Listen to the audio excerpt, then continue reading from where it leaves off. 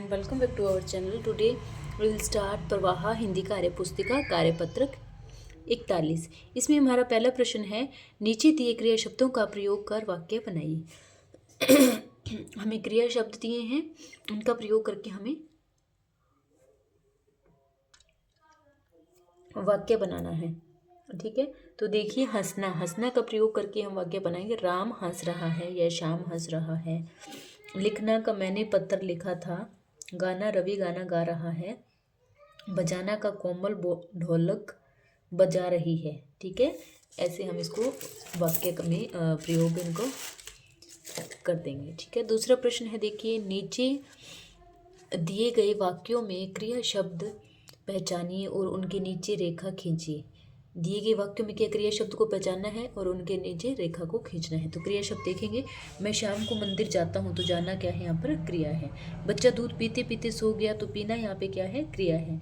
मैं नाश्ते में इडली खाती हूँ और दूध पीती हूँ, तो खाना और पीना यहाँ पर क्या है, क्रिया है। आरती विद्यालय जाती है, तो जाना क्या है, यहाँ पर क्रिया है। राधा ने बिल्ली को दूध पिलाया, तो पिलाना यहाँ पर क्या है, क्रिया है। ठीक है, हमें क्रिया शब्दों को पहचान कर उनको नीचे रेखा खींचनी थी। तीसरा प्रश्न है, दिए गए कोष्टक में से सही विकल्प चुनकर रिक्त स्थान भरिए। ठीक है, तो रिक्त स्थान भरना है, कमला ने बाजार से दवाई मंगवाई। ठीक है, ना कि मांगी। रवि ने मीरा से फोटो खिंचवाया, खींचा नहीं खिंचवाया। मेरा भाई दिल्ली में पढ़ता है, क्योंकि भाई पुल्लिंग है, पढ़ती नहीं आएगा, पढ़ता है। दादाजी ने रवि से पत्र लिखवाया। ठीक है, चौथा प्रश्न हमारा है,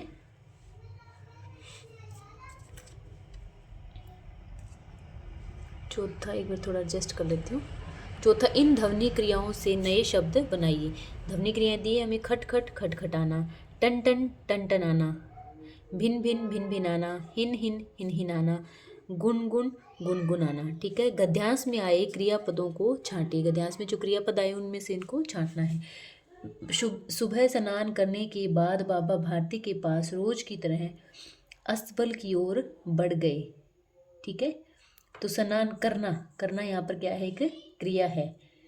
फाटक पर पहुंचकर, और बढ़ना क्या है, यहाँ पर भी एक क्रिया है। फाटक पर पहुंचकर उन्हें अपनी भूल का पता चला, पता चलना भी एक क्या है, क्रिया है। वे वहीं रुक गए, रुकना एक क्रिया है। सुल्तान ने बाबा के पैरों की आवाज़ पहचान ली, तो पहचानना यहाँ पर क्या एक क्रिया है। और वह हिन हिनाया, हिन हिनाना भी क्या है, यहाँ पर एक क्रिया है। ठीक है, वे खुशी से दौड़ते हुए, तो दौड़ना यहाँ पे क्रिया हो जाएगी। और दौड़ते हुए अंदर घुसे और घोड़े के गले से लिपट गए, लिपट गए, तो लिपटना यहाँ पर क्या है, एक क्रिया है। ठीक है, तो हमें इस क्वेश्चन में क्या करना था, क्रिया शब्दों को छांटना था, तो मैंने यहाँ पे क्रिया शब्द को छांट के और लिख दिया है। चाहे तो आप इसका स्क्रीनशॉट ले सकते हैं। इसी के साथ हमारा डन होता है कार्यपत्रक 41। और अब हम स्टार्ट करेंगे कार्यपत्रक 42। कार्यपत्रक 42 में हमारा पहला प्रश्न है, देखिए खांसी जुकाम व गले की खराश के लिए आयुर्वेदिक व असरदार औषधि यहाँ पर हमें दे रखी है। ठीक है, तो ऊपर छपी सामग्री को कहा जाता है, क्या कहा जाता है, सूचना नहीं, समाचार, नोटिस नहीं, इसको बोलते हैं, इसको विज्ञापन बोला जाता है। तुलसी और शहद के गुणों सहित का अर्थ होता है, तुलसी, अब कोई चीज़ होती है, कोई भी दवाई लेके आते हैं तो बोलते हैं ना, तुलसी और शहद के गुणों सहित है ये, मतलब इसमें वो चीज़ें हैं, तो इनमें तुलसी और शहद के औषधीय तत्व शामिल है। इसका घ ऑप्शन है वो करेक्ट हो जाएगा। यह विज्ञापन किसका है, तो ये जो विज्ञापन है वो किसका है, ये कफ सिरप है, खांसी की सिरप है, कफ सिरप। ठीक है, तो उसका ये विज्ञापन यहाँ पर दिया हुआ है। इस विज्ञापन में दी गई दवाई में कौन कौन सी औषधियों का मिश्रण है, तो इसमें आप लोगों को पता ही है, इस दवाई में दी हुई में तुलसी है, अदरक, शहद और मुलेठी का मिश्रण है। ठीक है, यह दवाई किस रोग के लिए है, तो यह दवाई खांसी जुकाम व गले की खराश के लिए है। ठीक है, अगला प्रश्न है, आपके घर पर खांसी जुकाम के लिए क्या क्या घरेलू दवाइयाँ लेते हैं, लिखिए। तो अपने घर में जो जैसे नॉर्मली खांसी जुकाम हो जाता है तो आप क्या करते हैं, उसके लिए हल्दी लेते हैं। ठीक है, नमक को दूध में मिलाकर पिलाते हैं। ठीक है, अदरक भी लेते हैं खांसी के लिए। ठीक है, तो बहुत सारी चीज़ें हम जैसे घरेलू चीज़ें इनको यूज़ करते हैं। तो ये हमारा डन होता है कार्यपत्रक 42। और अब हम स्टार्ट करेंगे कार्यपत्रक 43। कार्यपत्रक 43 में लिखा है निम्नलिखित गद्यांश को पढ़कर दिए गए प्रश्नों के उत्तर लिखिए। तो देखिए, दुनिया भर की खोज खबर देने के लिए हमें इधर उधर दौड़ भाग करनी पड़ती है। यहाँ वहाँ आना जाना है, कभी वायुयान से, कभी रेल मोटर से, कभी साइकिल से, तो कभी किसी झोले में झूलकर। ठीक है। एक रात भी नहीं बिता पाते हम चैन से, क्योंकि रात में ही संपादकीय विभाग हमें संवारता है, मुद्रण विभाग हमें छापता है, वितरक हमें लेकर दौड़ पड़ते हैं, शहर शहर गांव गांव घर घर सुस्ताए की गए काम से। सूर्योदय होते होते तो हम लोगों के हाथों में होते हैं, हम अखबार है, सबके साथ है और सबके पास है। ठीक है, ये गद्यांश है हमारा अखबार से रिलेटेड। इसमें हमें प्रश्न दिए हैं, इनके हमें उत्तर देने हैं।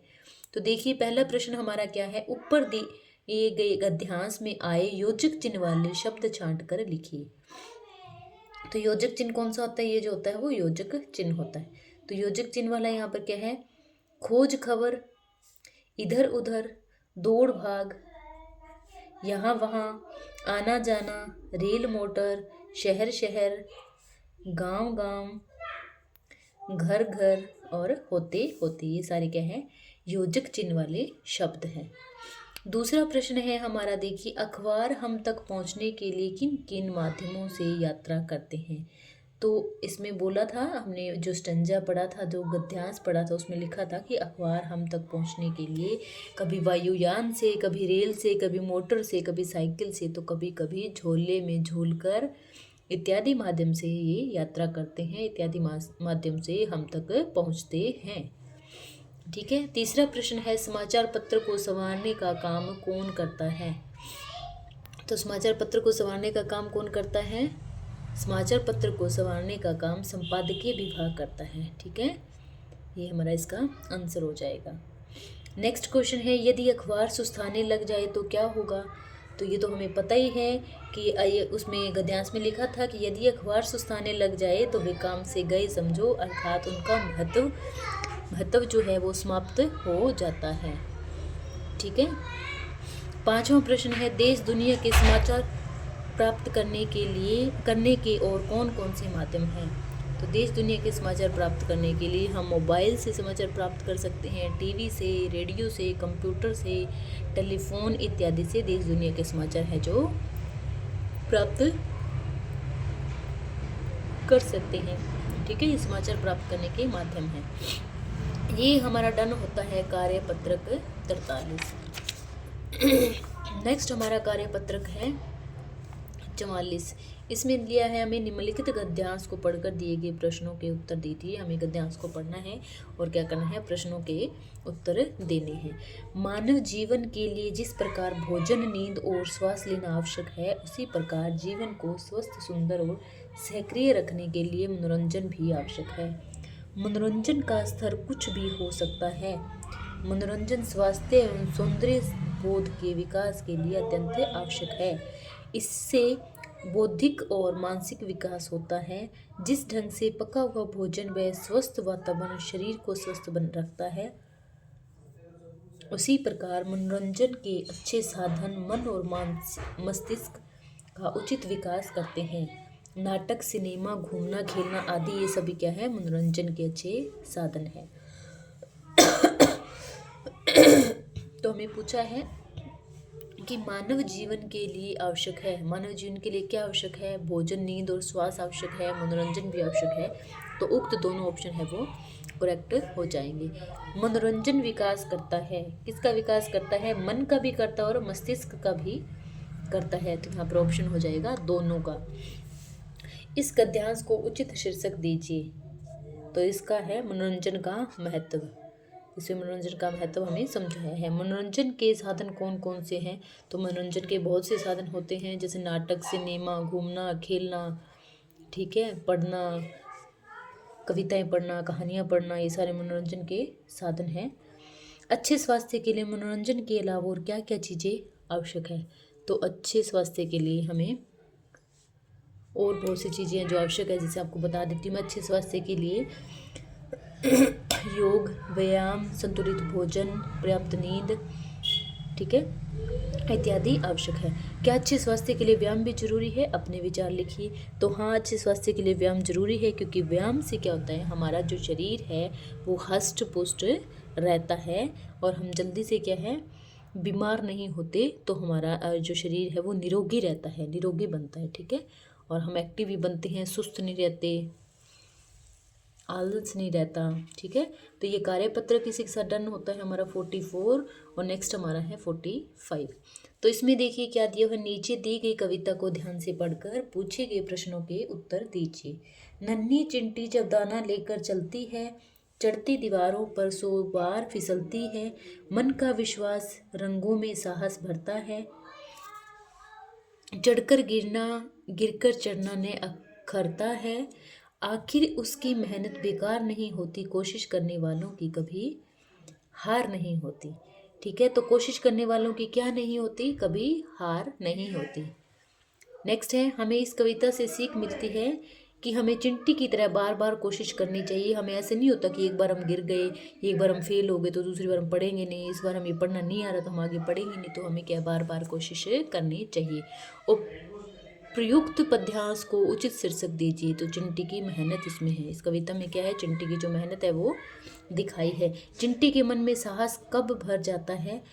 चिंटी के मन में साहस जब भरता है जब वह दाना लेकर दीवार पर चढ़ती है और बार बार फिसलती है, तो उसमें साहस है जो भर जाता है। चिंटी की मेहनत बेकार कब नहीं होती? चिंटी की जब वह फिसलने पर भी बार बार चढ़ती है और आखिर में दीवार पर वो चढ़ जाती है, ठीक है। उपयुक्त पंक्तियों में निहित भाव को स्पष्ट कीजिए। तो उपयुक्त पंक्तियों में बार बार प्रयास करना बताया गया है। इसका भाव यह है कि हमें असफल होने पर निराश नहीं होना चाहिए, हमें फिर से विश्वास के साथ मेहनत और प्रयास करना चाहिए, आखिर में हमें सफलता जरूर मिलती है, ठीक है। हमें सफलता जरूर मिलती है, अगर हम बार बार कोशिश करते रहेंगे तो ऑब्वियस है कि हमें सफलता कभी ना कभी तो जरूर मिलेगी। ये हमारा डन होता है कार्यपत्र 45।